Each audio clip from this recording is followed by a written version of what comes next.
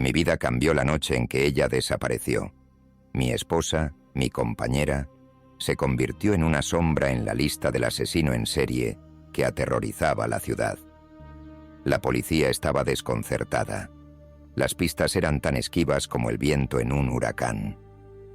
Yo, un doctor en psicología, me vi arrastrado al vórtice de la investigación, no solo por mi experiencia profesional, sino porque el monstruo que buscábamos mantenía a mi amada oculta en algún lugar oscuro y olvidado. Cada noche, la casa se sentía más vacía. Cada rincón resonaba con el eco de su risa, ahora sofocada por el silencio de su ausencia. Me sumergí en el caso, estudiando cada detalle, cada patrón, con la esperanza de descifrar el enigma que me devolvería a mi esposa. El asesino era meticuloso, eligiendo a sus víctimas con un criterio que solo él entendía, dejando tras de sí un rastro de desolación y misterio. Las mujeres casadas eran su lienzo y la muerte, su arte.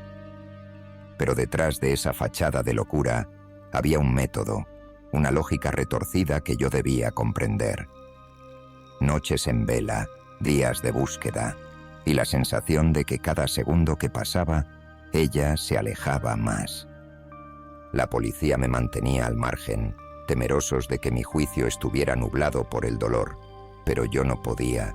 De alguna forma sabía que mis conocimientos y mi experiencia en mentes asesinas podrían salvarla.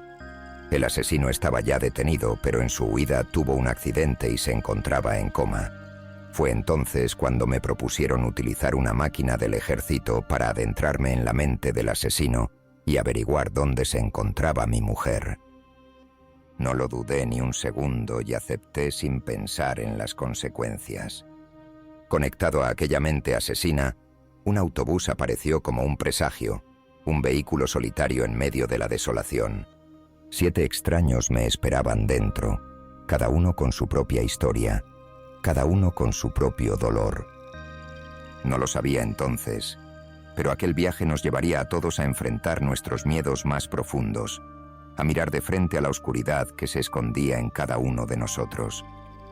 Y en el centro de ese abismo estaba él, el asesino, y la clave para salvar a mi esposa.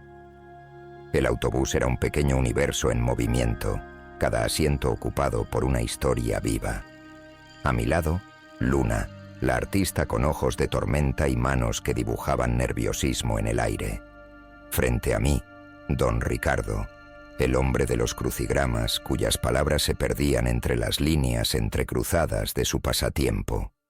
Detrás, Doña Clara y Don José, la pareja de ancianos que tejían susurros de preocupación con hilos de ternura.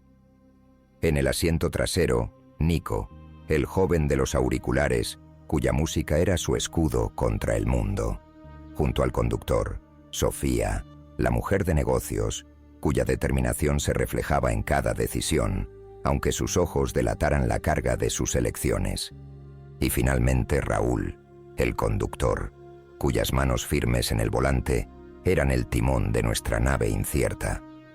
La radio interrumpió nuestros pensamientos, una voz urgente informando sobre la búsqueda de un asesino en serie que había causado atascos en la carretera principal.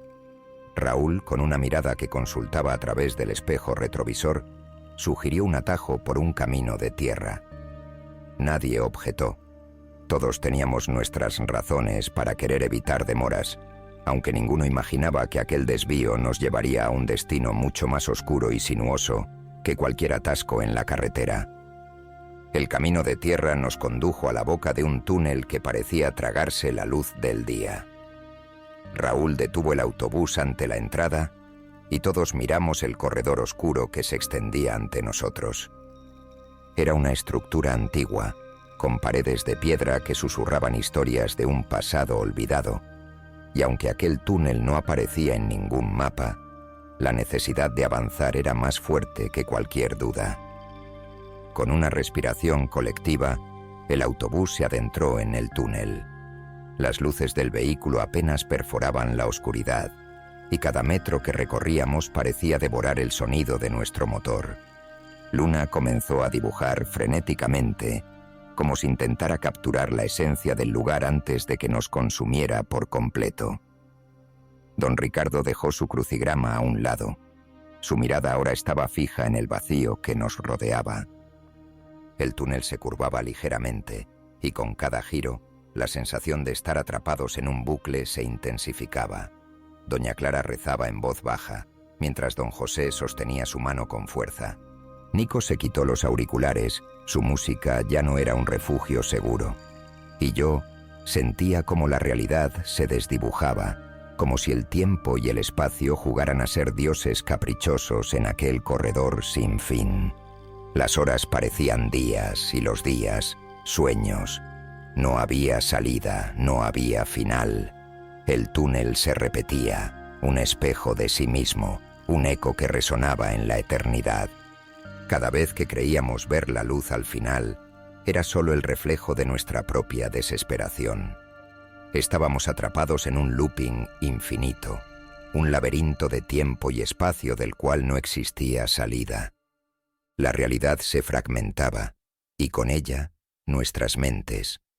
La posibilidad de que aquel túnel fuera una creación de mi propia psique, un reflejo de la mente del asesino que buscaba descifrar, comenzó a tomar forma. Era posible que estuviéramos atrapados no solo en un lugar físico, sino en un rompecabezas mental, un juego macabro diseñado para probar los límites de nuestra cordura. Mientras los demás pasajeros luchaban con la desesperación de nuestro encierro, yo me sumergí en la tarea de descifrar el enigma de nuestras mentes entrelazadas. Luna, con sus trazos erráticos y su mirada perdida, representaba la creatividad desbordante del asesino, su capacidad para diseñar escenarios macabros. Don Ricardo, con su obsesión por los patrones y las soluciones, era el reflejo de la meticulosidad con la que el asesino planeaba cada movimiento. Doña Clara y don José, con su amor que ocultaba secretos, simbolizaban la dualidad del asesino, la lucha entre el afecto y la crueldad. Nico, con su música que lo aislaba del mundo, era la manifestación de la desconexión emocional del asesino, su habilidad para distanciarse de sus actos. Sofía, con su determinación y su carga oculta, representaba la ambición y el control, rasgos que el asesino utilizaba para dominar a sus víctimas. Y Raúl, nuestro conductor, con su calma aparente, era la fachada de normalidad que el asesino mostraba al mundo. Cada uno de ellos era una pieza del rompecabezas, y yo debía unir esas piezas para encontrar la pista que me llevaría a mi esposa. Observé, escuché y dialogué con cada uno, buscando en sus palabras y acciones el destello de verdad que necesitaba.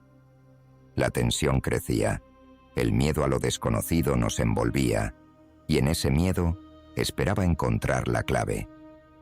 Fue en un momento de revelación, cuando Luna dejó caer su cuaderno y las páginas se esparcieron por el suelo, que vi algo familiar en uno de sus dibujos. Era un lugar, un detalle que había pasado por alto en mis investigaciones, pero que ahora cobraba sentido.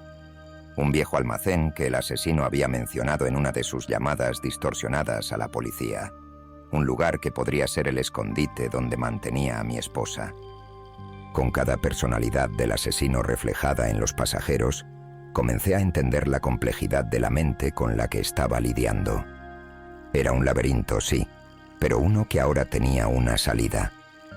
Con esa pista en mano, sabía que estaba un paso más cerca de resolver el misterio y salvar a la mujer que amaba. En la penumbra del túnel, mi mente se convirtió en mi única aliada. Las personalidades del asesino, como espectros errantes, intentaban confundirme con sus juegos y enigmas. Pero yo, con cada trampa que evitaba y cada acertijo que resolvía, me acercaba más a la verdad. La última personalidad era la más astuta, un maestro del disfraz que se ocultaba detrás de máscaras de normalidad. Me enfrenté a él en un duelo de ingenio, donde cada movimiento era un paso hacia la libertad o la perdición. Finalmente, descubrí la clave, una serie de palabras que él mismo había dejado escapar en un momento de descuido. Con esas palabras, Abrí la puerta a su escondite, una cámara oculta en lo más profundo del túnel. Allí estaba ella, mi esposa, atada pero viva. Aún, conectado al cerebro del asesino, pude ver cómo sus ojos se iluminaron al verme y supe que había valido la pena cada sacrificio. Pero entonces, la realidad golpeó como un mazo. La puerta se cerró detrás de mí y un mecanismo antiguo selló la salida. Supe entonces que el asesino había muerto y con él la esperanza de salir de la oscuridad eterna. Yo había ganado y mi mujer viviría. Aquella máquina registró todo lo que yo había visto y de ese modo la localización de donde se encontraba mi mujer. Pero a un costo que ningún héroe espera pagar, y así, en el silencio del túnel, sigo esperando el día en que alguien más valiente, o quizás más loco, me encuentre.